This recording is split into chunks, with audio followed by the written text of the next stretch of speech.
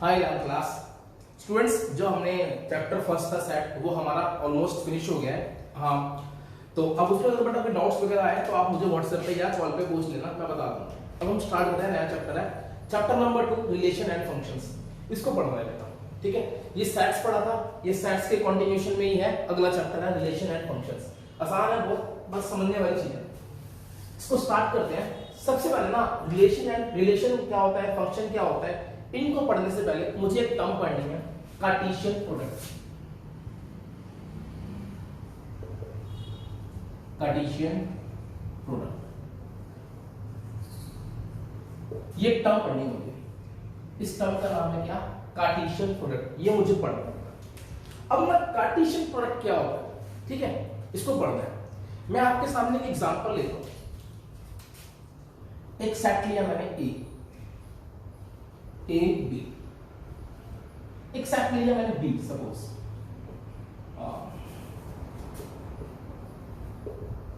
ये आ गया 1 2 3, ये चीज, ठीक है बेटा। एक सेट लिया ए बी, एक सेट लिया बी 1 2 3।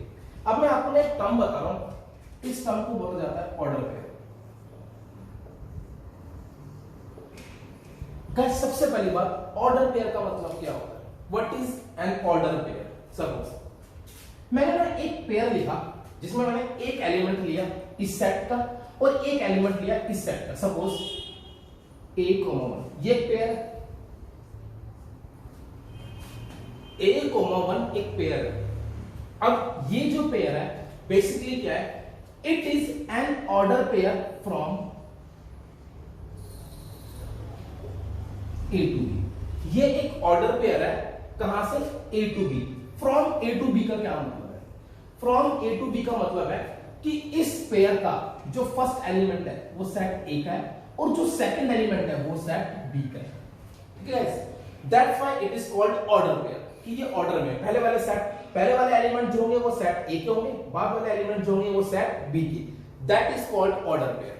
सपोज मैंने आपको एक चीज और लिख के दिखाई, 2, A। क्या ये एक ऑर्डर पेयर है from is it a order pair from A to B। क्या ये A to B का एक ऑर्डर पेयर है, तो आपने देखना है A to B का अगर ऑर्डर पेयर है तो इसका मतलब पहला वाला एलिमेंट किसका होना चाहिए, A का, और बाद वाला एलिमेंट किसका होना चाहिए, B का। क्या जो दो है वो A का एलिमेंट है, तो क्या नहीं, तो इसका मतलब ये A to B का एक ऑर्डर पेयर नहीं है। लेकिन वहीं पे अगर ऐसा लिखा होता, is it a order pair from B to A। क्या ये B to A का ऑर्डर पेयर है। अब मैं चेक करता, जो पहला वाला एलिमेंट है वो सेट B का है, तो हाँ है, और बाद वाला एलिमेंट है वो सेट A का है, हाँ है, तो उसका मतलब ये yes, it is an order pair from B to A। तो गाइस ये था मतलब ऑर्डर पेयर, ठीक है भाई, जिसमें मतलब दो एलिमेंट्स को हम एज अ पेयर लिखते हैं। और ऑर्डर का मतलब क्या होता है कि जिस भी सेट से वो बिलोंग कर रहे हैं, जैसे मैंने लिखा A to B, तो पहला वाला A का होना चाहिए, बाद वाला B का होना चाहिए। ऑर्डर पेयर का मतलब ये होता है। सपोज मैंने एक और लिखा यार, B, 4। क्या ये जो B, 4 है, is it a order pair from A to B। तो शायद अब आपको इसका आंसर मिल गया होगा बेटा, ये नहीं है। क्यों? क्योंकि पहला वाला एलिमेंट तो सेट A का है, लेकिन बाद वाला एलिमेंट सेट B का नहीं है, तो इसलिए ये A to B order pair नहीं है। इतना करने के बाद यार आप शायद आपको समझ में आ जाएगा ऑर्डर पेयर का मतलब क्या है। हाँ, अब ऑर्डर पेयर के बाद बेटा अब देखना, अब हम लोग आते हैं पता है किस पे,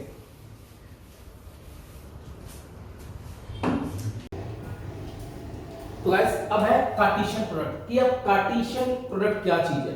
अच्छा एक चीज और देखो बेटा, अब इसको पढ़ने से पहले एक चीज और है कि कोई भी दो ऑर्डर पेयर इक्वल कब होते हैं। हाँ, कोई भी दो ऑर्डर पेयर इक्वल कब होते हैं। सपोज मैंने आपको बोला if A, B is equal to x, y। ये हम पढ़ते आ रहे हैं कि अगर A, दो कोऑर्डिनेट इक्वल है, अगर A, B is equal to x, y है, तो व्हाट डज इट मीन। इसका मतलब है it implies that A is equal to x and B is equal to y। ठीक है। अगर कहीं दो ऑर्डर पेयर के करस्पॉन्डिंग एलिमेंट्स इक्वल है तो वो दोनों ऑर्डर पेयर क्या होंगे, इक्वल होंगे, अदरवाइज वो इक्वल नहीं होंगे। जैसे कभी कभार क्वेश्चन आ जाएगा आपके क्लास बुक में, क्वेश्चन ये होगा if 2x, 3y plus 1 is equal to 8, 10, then find x and y। तो क्या निकालो, x और y निकालो। अगर ये दोनों इक्वल है तो किसकी वैल्यू निकालनी है, x और y की। तो अब लिखेंगे ऑन कंपेयर, लिखा। अब ये दोनों इक्वल है। अभी मैंने आपको बताया कि दो ऑर्डर पेयर इक्वल कब होते हैं, जब उनके करस्पॉन्डिंग एलिमेंट्स इक्वल होते हैं। तो इसका मतलब 2x किसके इक्वल होगा, 8 के, और 3y plus 1 किसके इक्वल होगा, 10 के। तो बच्चों यहां से x की वैल्यू कितनी आ गई, 4, और यहां से 9, y की वैल्यू कितनी आ गई, 3। ठीक है बेटा। तो अब मुझे समझ में आ गया ऑर्डर पेयर क्या होता है, और ऑर्डर पेयर अगर इक्वल होंगे तो उनके करस्पॉन्डिंग एलिमेंट्स भी इक्वल होंगे। अब आते हैं बेटा कार्टेशियन प्रोडक्ट पे। अच्छा एक बात और, जो ऑर्डर पेयर होता है वो हमेशा ऐसे लिखा जाता है, जिनके एलिमेंट्स की पेयरिंग हो रही है, जैसे 2 और 3 की पेयरिंग हो रही है, तो 2, 3 और ये छोटे वाले प्लेसेस। ऑर्डर पेयर में क्या आते हैं, छोटे वाले प्लेसेस आते हैं। ठीक है, चलो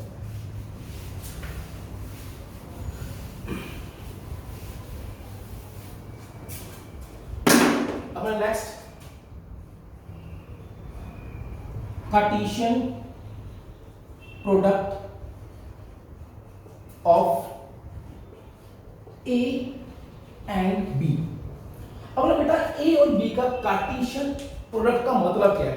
सबसे पहले Cartesian product of A and B denote कैसे किया जाता है, ऐसे। A क्रॉस B के कार्टेशियन प्रोडक्ट को ऐसे डिनोट किया जाता है, मतलब A क्रॉस B। ठीक है, कैसे लिख सकते हैं, A क्रॉस B। ऐसे हम लोग क्या करते हैं, कार्टेशियन प्रोडक्ट को डिनोट करते हैं। अब इतना बेटा करने के बाद अब मुझे निकालना है क्या, A cross B। A cross B मतलब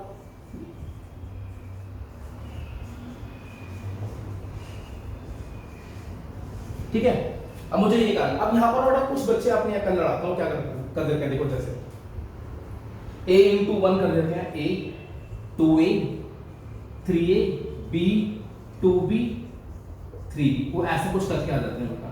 कहां से भाई, कहां से, मैंने अभी सिखाया आपको, मतलब ना मैंने बताया आपको, बस कुछ बच्चे ऐसे लिख के चले आते हैं, मुझे आता है और मैं ऐसे लिख देता हूं। बेटा ये गलत है।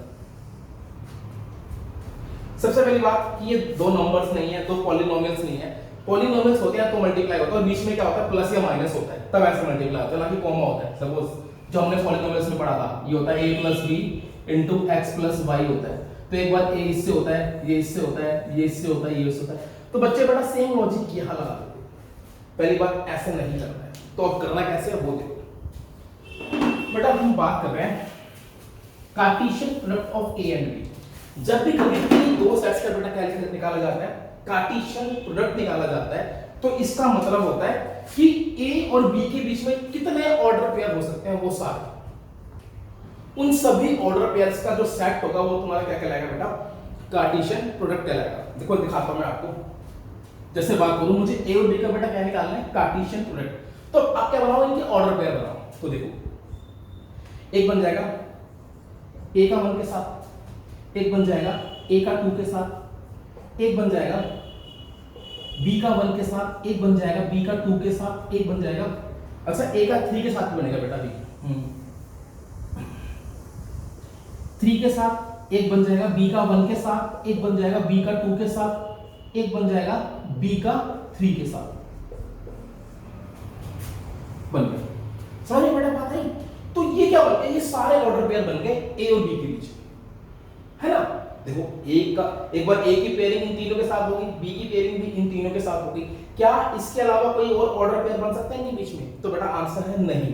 तो this is called Cartesian product of A and B। इसे बेटा हम लोग क्या बोलते हैं, A एंड B का कार्टेशियन प्रोडक्ट। और ये क्या है, कार्टेशियन प्रोडक्ट की रोस्टर फॉर्म। इसे बेटा मैंने किस फॉर्म में लिखा है, रोस्टर फॉर्म में लिखा है। अब ना बेटा कार्टेशियन प्रोडक्ट है क्या है, अब आपसे पूछ दे व्हाट इज कार्टेशियन प्रोडक्ट, और आपको कुछ समझाना पड़ता है। तो पहले आपको कुछ समझाना पड़ेगा ऑर्डर पेयर क्या होते हैं। उतना करने के बाद आप लोग एक चीज बोलो दोस्तों, Cartesian product of A and B। ध्यान से देखो, ये एक सेट है, ये सेट किस चीज का है? ऑर्डर पेयर्स का। तो Cartesian product of A and B is a set of all order pairs between A and B. पता लग गया? तो ए और बी के बीच में जितने भी ऑर्डर पेयर्स हो सकते हैं उनका जो एक सेट है वो तुम्हारा क्या कहलाता है बेटा? कार्टेशियन प्रोडक्ट कहलाता है ए एंड बी का। ठीक है, ये थी बेटा इसकी रोस्टर फॉर्म। कार्टेशियन प्रोडक्ट को हम एक तरीके से और लिख सकते हैं जो हमारी क्या थी? सेट बिल्डर फॉर्म, जो हमने पढ़ी थी। देखो बेटा सेट बिल्डर फॉर्म में कैसे लिखा जाएगा, ध्यान से देखो, ए क्रॉस बी। अब याद करो जो सेट होता था, कोई भी सेट, उसके अंदर हम लोग एक्स लिखते थे क्योंकि उसमें एक एलिमेंट होते थे, है ना, सेट्स के अंदर जनरली। अब यहां पर जो कार्टेशियन प्रोडक्ट है इसके अंदर क्या होते हैं? ऑर्डर पेयर होते हैं। तो जनरली और किसी भी एक ऑर्डर पेयर की जनरल फॉर्म बेटा क्या होगी? x, y होगी। किसी भी और कोई भी ऑर्डर पेयर इसी फॉर्म में होगा, x, y। तो a cross b is equal to क्या होता है? x, y सच दैट अगर मैं a क्रॉस b निकालता हूं तो जो पहला वाला x जो है वो किस सेट का एलिमेंट होगा? a का। तो a cross b is equal to x, y where x belongs to a and y belongs to, जहां पर x किसका एलिमेंट है? सेट a का, और y किसका एलिमेंट है? सेट b का, है ना। तो अब चेक कर लो बेटा, जब इसको मैं इसकी रोस्टर फॉर्म बनाऊंगा तो यही बनेगी, मतलब x a का एलिमेंट होना चाहिए और y b का। तो देखो भाई a, 1 भी इसको सेटिस्फाई कर रहा है, x a का है और y b का है, a, 2 भी सेटिस्फाई कर रहा है, a, 3 भी सेटिस्फाई कर रहा है, b, 1 तो ये सारे सेटिस्फाई कर रहे हैं। इसके अलावा कोई और एलिमेंट सेटिस्फाई नहीं करेगा इसको। अगर मैं 4c, 1 की बात करूं तो वो इसको सेटिस्फाई नहीं करेगा। क्यों? क्योंकि c जो है वो a का एलिमेंट नहीं। तो ऐसे हम लोग लिखते हैं इसकी सेट बिल्डर फॉर्म। तो कार्टेशियन प्रोडक्ट क्या है? Set of all order pair such that जो पहला वाला एलिमेंट है वो किसका होना चाहिए? सेट a का, और जो बाद वाला एलिमेंट है वो किसका होना चाहिए? सेट b का। ये थी रोस्टर फॉर्म, ये थी सेट बिल्डर फॉर्म।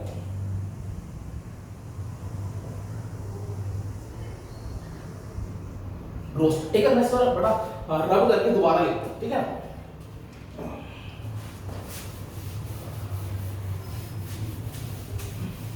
तो ये समझ में आ गया कार्टेशियन प्रोडक्ट क्या है? Set of all order pairs. ठीक है, चलो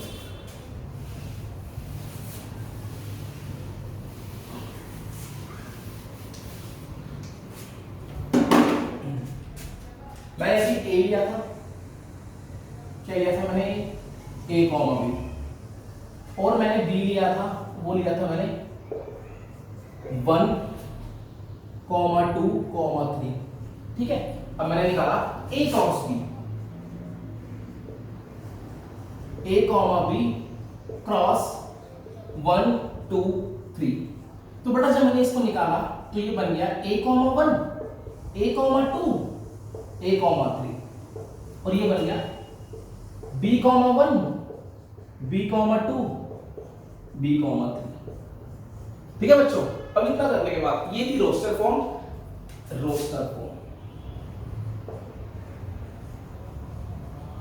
एक इसके आगे सेट बिल्डर फॉर्म।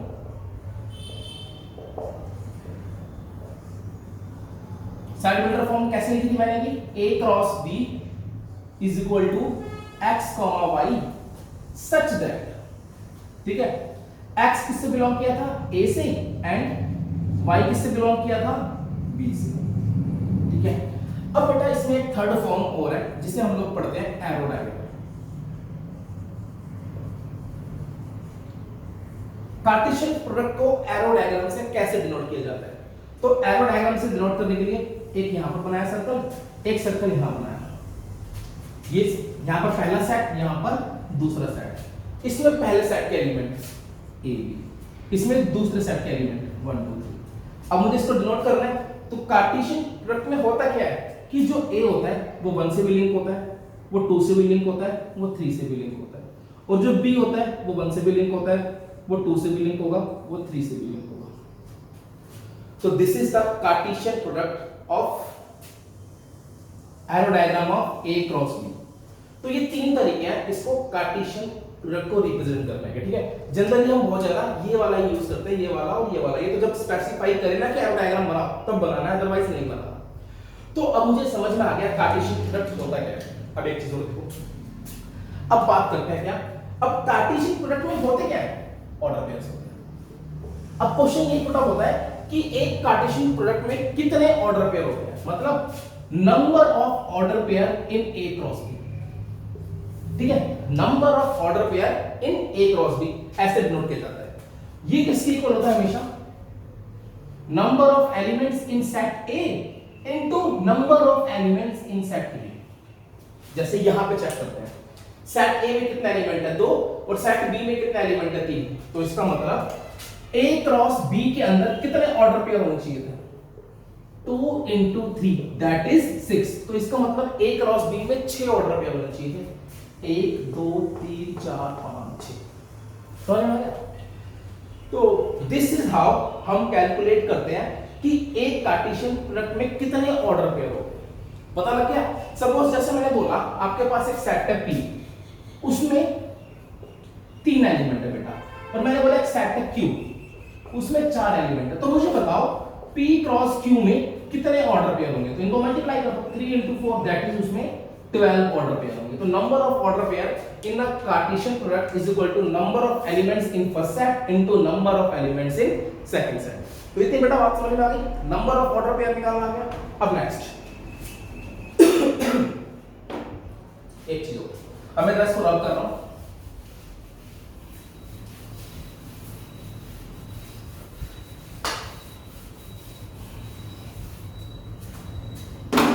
अब निकाला मैंने B cross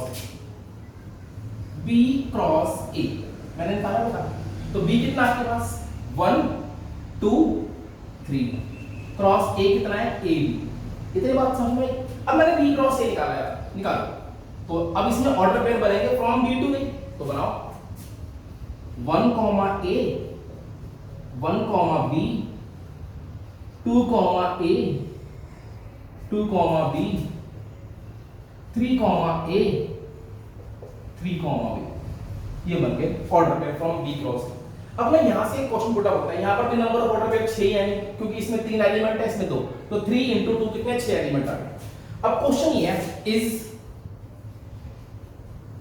A cross B is equal to B cross A, क्या A क्रॉस B और B क्रॉस A इक्वल होता है? तो अब अपने दिमाग में सोचो आंसर क्या होगा या नहीं होगा। चलो अगर और सोचना है तो वीडियो को पॉज कर लेना। अब सुनो, तो बेटा A क्रॉस B और B क्रॉस A की बात कर रहे हैं, तो ये भी एक सेट है, ये भी एक सेट है, दो सेट इक्वल कब होते हैं, जब इस सेट के सारे एलिमेंट इसमें हो और इस सेट के सारे एलिमेंट इसमें हो। अब यहां बात किसकी हो रही है, कार्टेशियन प्रोडक्ट की। तो दो कार्टेशियन प्रोडक्ट इक्वल कब होंगे, जब इस सेट के सारे ऑर्डर पेयर इसमें हो और इस सेट के सारे ऑर्डर पेयर इसमें हो। अब चेक करते हैं क्या ऐसा है। भैया इसमें A1 है, क्या इसमें A1 है? तो बच्चे सोच रहे हैं भैया सर 1 A तो है, और आपने बताया था कि सेट में एलिमेंट्स का ऑर्डर मैटर नहीं करता। बेटा वो बात थी सेट की। जैसे सपोज करो 1 2 3 लिखो या 3 2 1 लिखो, बेटा ये तो बात सेम है कि एक सेट है, इसमें 3 एलिमेंट है 1 2 3। लेकिन अगर बेटा मैं बात करूं 1 2 और 2 1, ये दो अलग अलग बात है बेटा, ये दोनों इक्वल नहीं है। अभी बताया था ऑर्डर पेयर इक्वल कब होता है।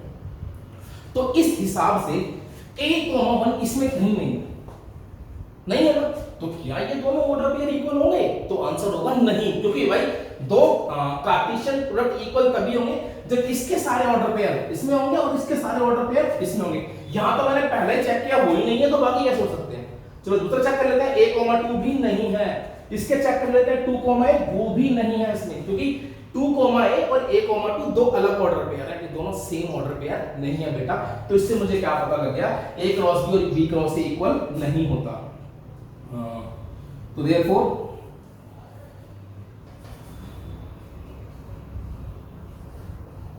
A cross B is not equal to B cross A, मतलब कार्टेशियन प्रोडक्ट कॉम्पिटिटिव नहीं होती।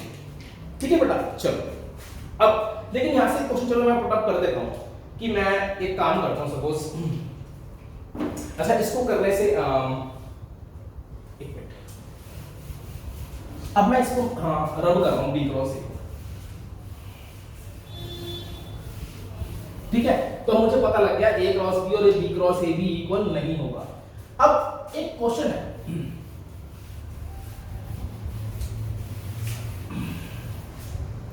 मैंने आपको एक सेट दिया ए 1, -1 और मुझे बोल दिया बेटा क्या बच्चों, मुझे बोला गया क्या निकालो, ए क्रॉस ए निकालो। तो क्या आप लोग निकाल सकते हो ए क्रॉस ए? हाँ निकाल सकते हैं। अब बस फर्क क्या है, यहां पर पहला सेट भी ए है और दूसरा सेट भी ए है। चलो निकालते हैं बेटा।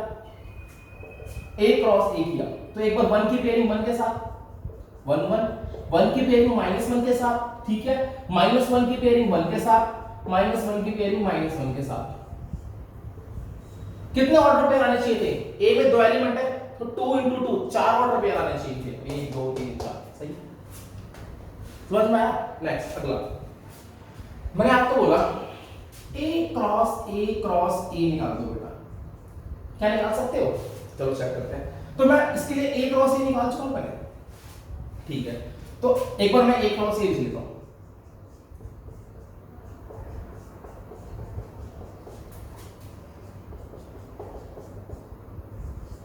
क्रॉस क्या 1, -1, ठीक है बेटा। अब इतना करने के बाद इन्हें मल्टीप्लाई करते हैं, वही पेयरिंग करते हैं। तो अब जो नया पेयर बनेगा ना बेटा, उसमें 3 एलिमेंट होंगे, हाँ 1 1 और 1, क्योंकि इसमें 3 सेट को मैं आपस में क्या कर रहा हूँ, 3 सेट के आपस में पेयरिंग कर रहा हूँ, ठीक है। अगली बात इसका उसके साथ होगा 1 1 -1, ठीक है बेटा। अगली बात इसका होगा इसके साथ 1 -1 1। अगली बार इसका होगा इसके साथ 1 -1 -1। अगली बारी इसका होगा इसके साथ -1 1 1। अगली बारी इसका होगा इसके साथ -1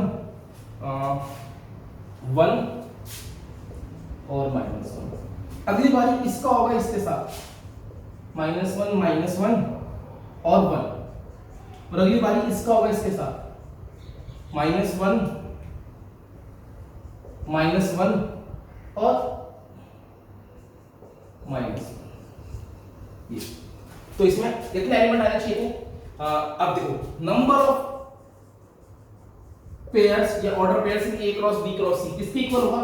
number of elements in A into number of elements in B into number of elements in C. तो इसमें कितने एलिमेंट होंगे? ए में 2 थे तो 2 × 2 × 2 इसमें 8 ऑर्डर पेयर होने चाहिए। तो 1 2 3 4 5 6 7 8। तो बेटा इसमें कितने 8 ऑर्डर पेयर है, तो इसका मतलब सही है आंसर, ठीक है। तो निकालना है बेटा ए क्रॉस ए भी निकालना आ गया, ए क्रॉस ए भी निकालना आ गया। अब नेक्स्ट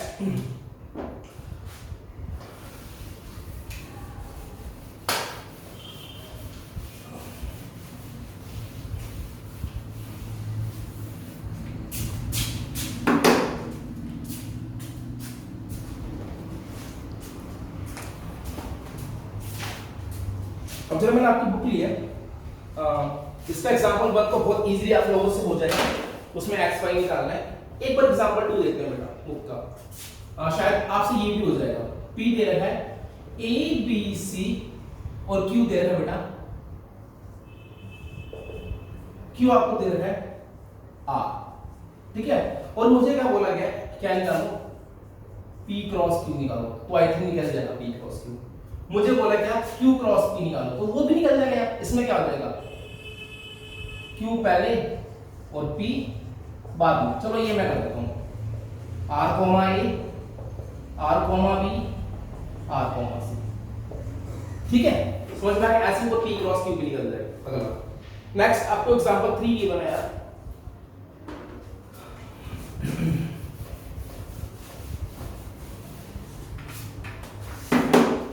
एक आपके पास एग्जांपल है 3। तो बेटा इसमें अपनी वन है, तो ए बी वन है 1 2 3, एक बी बी वन है 3 4, एक क्या गिवन है ए गिवन है, बी गिवन है और सी गिवन है बेटा कितना 4 5 और 6 गिवन। अब मुझे क्या बोला है, मुझे पहला बोला गया है क्या फाइंड करो, A cross B intersection C find करो। अब ये कैसे फाइंड किया जाएगा, पहले मैं क्या निकालूंगा, B इंटरसेक्शन C, चलो निकालो B इंटरसेक्शन C, जो इन दोनों में कॉमन है कितना, 4। अब मुझे क्या निकालना है, A cross B intersection C, तो A कितना है मेरे पास, 1 2 3 क्रॉस B इंटरसेक्शन C, ये में से बनता नहीं है, ये बड़ा कठिन सा है बनाना, ठीक है। और ये कितना आ गया, 4, याद है बेटा, अब सही बनेगा परफेक्ट। तो अब मुझे इनको कितना ऑर्डर क्या करना है, क्या आंसर हो जाएगा, 1 4 2 4 3 4। बेटा समझ में आया अच्छे से। तो बेटा इस तरीके से ना आप ये सारे एग्जांपल कर सकते हो। जैसे आपको बोला है सेकंड एग्जांपल, मैं इसका सेकंड पार्ट देता हूं, मुझे क्या निकालना है, A cross B intersection A cross C निकालना है मुझे।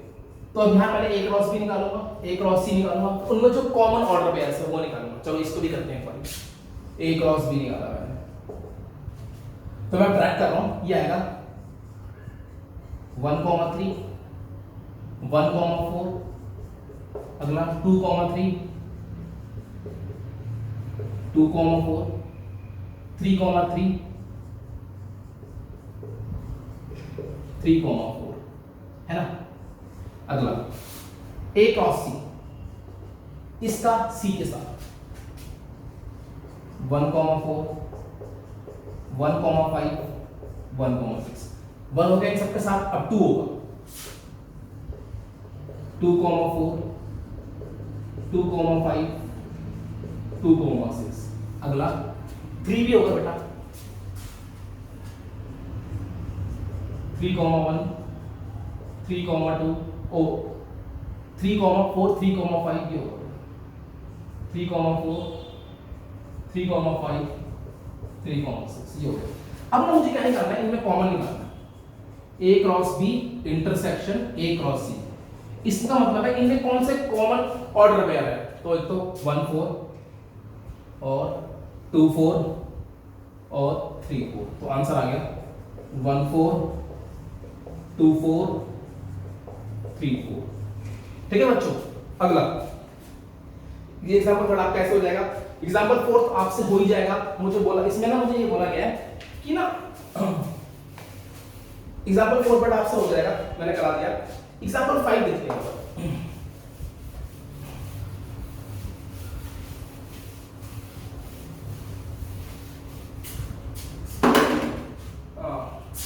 ये मुझे गिवन है क्या, मैं एक बार इसको बेटा लिख लेता हूं, फिर आपके पास आता हूं। तो बच्चों ये क्वेश्चन है आपका, इफ आर, इंपॉर्टेंट क्वेश्चन है, if R is the set of all real numbers. अब रियल नंबर्स पता है सारे नंबर क्या होते हैं, रियल नंबर्स, बस जो रूट में नेगेटिव होते हैं वो रियल नंबर नहीं होते बेटा। If R is the set of real numbers, तो what do the cartesian product R cross R represent. तो आर क्रॉस आर किसको रिप्रेजेंट करता है, चलो सोचते हैं भाई, सोचते हैं।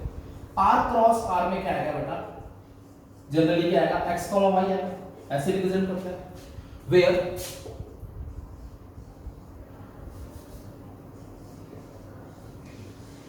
x भी r होगा एंड y भी बिलोंग्स टू r। r मतलब बेटा सेट ऑफ रियल नंबर। अब सोचते हैं ये किस चीज को रिप्रेजेंट करता है, ऐसा कभी कुछ पढ़ा है बेटा कि x y, x belongs to r, y belongs to r। Answer बेटा हाँ आप लोगों ने पढ़ा है, बट आपको भी ध्यान नहीं आ रहा। चलो मैं इसके लिए आपको जरा एक बार ये पढ़ा है बेटा, कार्टेशियन प्लेन पढ़ा है। इस कार्टेशियन प्लेन का कोई भी पॉइंट x y की फॉर्म में होता है। अब ये भी क्या होती है, रियल एक्सिस, मतलब यहां पे भी सारे रियल नंबर आते हैं, 0 1 2 3 4 5 सारे, -1 -2 सारे, ऐसे यहां पर भी 0 1 2 3 4 0 -1 माइनस सारे आते हैं। अब इस पर, इस कार्टेशियन प्लेन में कोई भी पॉइंट होगा, उस पॉइंट के दो कोऑर्डिनेट होते हैं, एक होता है x का, एक होता है y का। पहला वाला x का होता है, बाद वाला y का होता है। अब ये जो x है, मैं आपसे पूछ लूं इस x की पॉसिबल वैल्यूज क्या क्या हो सकती है, मतलब ये x क्या क्या हो सकता है बेटा, बात समझ में आ रही है। x की पॉसिबल वैल्यूज क्या क्या हो सकती है, x 1 भी हो सकता है, 2 भी हो सकता है, 3 भी हो सकता है, 4 भी, 5 भी, 1/2 भी, 1/5 भी, 0.5 भी, 1√2 भी, √3 भी, कुछ भी हो सकता है क्योंकि सब कुछ यहां पर आता है नंबर लाइन, है ना। तो x इन शॉर्ट कुछ भी हो सकता है, एनी रियल नंबर, कोई भी रियल नंबर ले लो वो यहां पे रिप्रेजेंट हो जाएगा, ठीक है बेटा। तो इसका मतलब ये जो x है it is an any real number, ये कोई भी रियल नंबर हो सकता है। सिमिलरली जो y है यहां पर भी सारे रियल नंबर आते हैं, इसे भी रियल एक्सिस बोलते हैं, सारे रियल नंबर आते हैं बेटा, सारे, कुछ भी सोचो। मैंने बोला 0.5 तो वो यहां कहीं आएगा, -0.5 यहां कहीं आएगा, कोई बहुत बड़ा नंबर सोचो वो कहीं ना कहीं तो आएगा, क्योंकि ये भी कहां तक होती है इन्फिनिटी तक, ये भी कहां तक होती है इन्फिनिटी तक। तो दुनिया के सारे नंबर भी इस पे आएंगे, मतलब each and every real number इससे, ये भी तो एक नंबर लाइन है ना, तो इसमें भी सारे रियल नंबर आते हैं। तो कहने का मतलब क्या है, जो y होता है ये भी कोई ना कोई रियल नंबर होगा, तो x भी रियल नंबर और y भी रियल नंबर, और यहां पर ध्यान से देखो x भी रियल नंबर, y भी रियल नंबर। तो इस कार्टेशियन प्लेन के अगर मुझे सारे पॉइंट्स को रिप्रेजेंट करना होता है तो मैं उनको x, y में लिखूंगा, जहां पे x कोई भी रियल नंबर हो सकता है और y भी कोई भी रियल नंबर। तो बेसिकली बेटा ये वाला ऑर्डर पेयर इससे मैच कर रहा है, और ये चीज किसकी इक्वल है, r क्रॉस r के। तो इसका मतलब r क्रॉस r किस चीज को रिप्रेजेंट करता है, जहां पे r एक रियल नंबर है, set of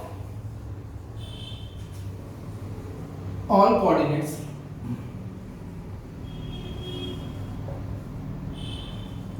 in Cartesian plane. यह हम इन शॉर्ट कह सकते हैं it represent R Cartesian plane, ये हमारे कार्टेशियन प्लेन को रिप्रेजेंट करता है r क्रॉस r, ठीक है बेटा, समझ में आई बात। तो एक बार बड़ा और ध्यान से सोचना कि यहां पर x भी कोई भी रियल नंबर हो सकता है और y भी कोई भी रियल नंबर, तो इन शॉर्ट ये पूरा का पूरा क्या है, कार्टेशियन प्लेन ही तो हो गया, क्योंकि x, y तो कहीं पर भी हो सकता है, क्योंकि x कोई भी रियल नंबर है, y कोई भी रियल नंबर है, अगर मैं सबकी बात करूं, है ना। तो ये x, y कहीं पर भी हो सकता है, तो इसका मतलब ये x, y इस पूरे कार्टेशियन प्लेन को रिप्रेजेंट कर रहा है, जहां पर x भी रियल नंबर है और y भी रियल नंबर। तो इसका बेटा आंसर क्या होगा, set of all coordinates in Cartesian plane. मतलब ये चीज किसको रिप्रेजेंट कर रही है, पूरे के पूरे कार्टेशियन प्लेन को रिप्रेजेंट कर रही है बेटा, ठीक है। एक लास्ट क्वेश्चन हो रहा है,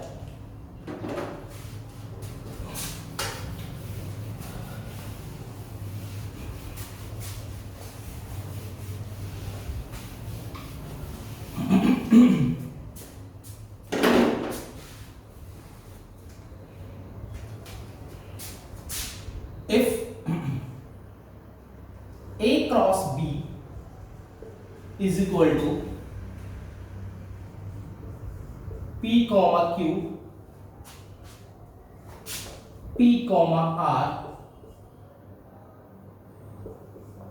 M comma Q comma M comma R, बेटा ये चीज है। तो बोला find A, set A and find A and B, set A find करो और सेट बी फाइंड करो। अब देखो मुझे ए क्रॉस बी की वैल्यू ये पता है, अब सुनो ध्यान से, मैंने यहां पर लिखा ए, मुझे सेट ए फाइंड करना है और सेट बी फाइंड करना है। चलो दोबारा सोचते हैं, जब भी कभी हम कार्टेशियन प्रोडक्ट निकालते थे तो उस कार्टेशियन प्रोडक्ट में क्या आते थे, ऑर्डर पेयर आते थे। तो a क्रॉस b के जो ऑर्डर पेयर होंगे, that is a cross b का जो x, y होगा, इसमें जो x होगा वो किसका एलिमेंट होगा, सेट a का, और जो y होगा वो किसका एलिमेंट होगा, सेट b का। तो कहने का मतलब है इन ऑर्डर पेयर में जो पहले वाले एलिमेंट होंगे वो सेट a के होंगे और जो बाद वाले एलिमेंट होंगे वो सेट b के होंगे।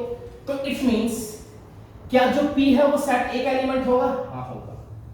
क्या जो p है वो सेट a का एलिमेंट होगा, हां होगा, बट मैं p दोबारा नहीं लिखूंगा क्योंकि सेट में रिपीटेशन अलाउ नहीं है।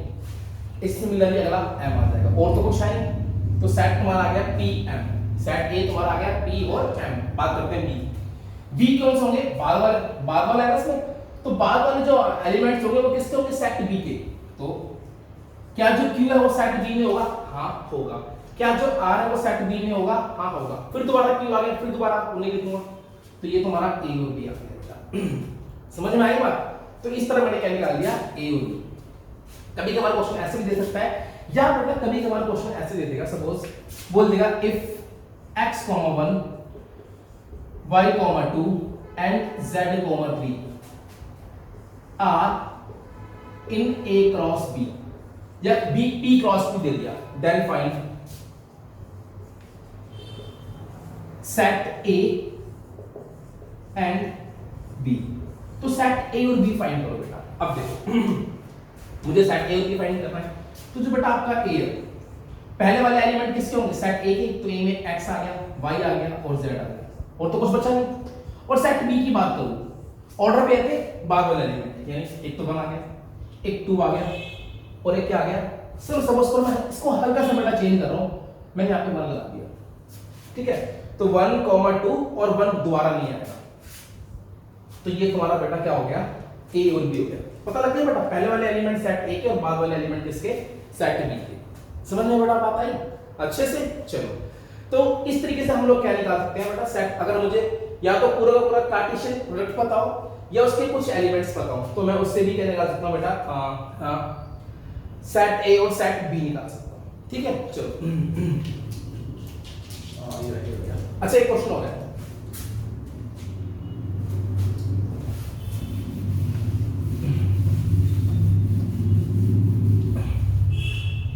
if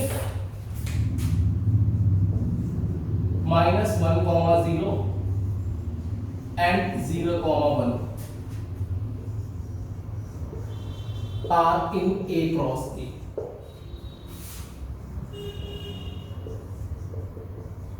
then find set A। तो मुझे सेट A निकालना है, तो बड़ा मुझे इनको देख के चलना है। तो सेट A में कौन सा एलिमेंट होंगे, या मुझसे पूछ भी रहे हो, and how many number of elements in set A? तो set A में टोटल कितने नंबर ऑफ एलिमेंट्स होंगे? अब पहले ना मुझे क्या दिखाना है, -1, 0 और 0, 1 ये किस में आ रहे हैं? A क्रॉस A में आ रहे हैं। तो इसका मतलब क्या है, जो पहले वाले एलिमेंट होंगे इन ऑर्डर पे आएंगे वो भी सेट A के होंगे, और जो बाद वाले एलिमेंट होंगे वो भी किसके होंगे? सेट A के होंगे। तो कहने का मतलब है एक तो -1 हो गया, एक 0 हो गया। अब 0 दोबारा आएगा, कितना आ गया? 1 आ गया। तो बेटा इसका आंसर आ गया -1, 0 और 1, ठीक है?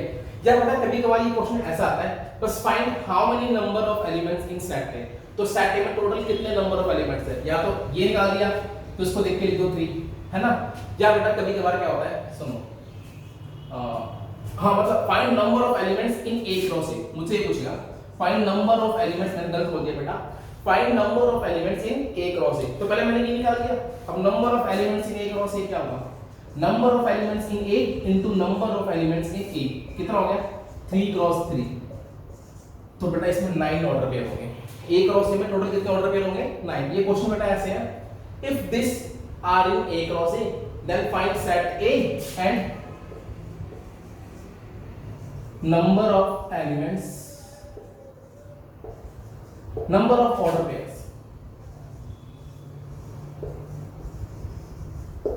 इन ए क्रॉस ए। और ए क्रॉस ए में कितना है? ऑर्डर पेयर है। तो पहले मैंने ए सेट निकाल दिया, मुझे दिख गया था ए में कितने एलिमेंट है? 3। तो ए क्रॉस ए में कितने ऑर्डर पेयर होंगे? 3 2 3 9। अच्छा मुझे बोलते हो लिखो भी, तो लिख सकते हो, ए पता है ना, तो ए क्रॉस ए लिख देना। समझ में आई बेटा बात? ठीक है। तो आज आपका जो होमवर्क है वो क्या है? 2.1 ये आप लोगों ने होमवर्क करना है। मिलते हैं फिर नेक्स्ट सेशन में, ठीक है बेटा, बाय।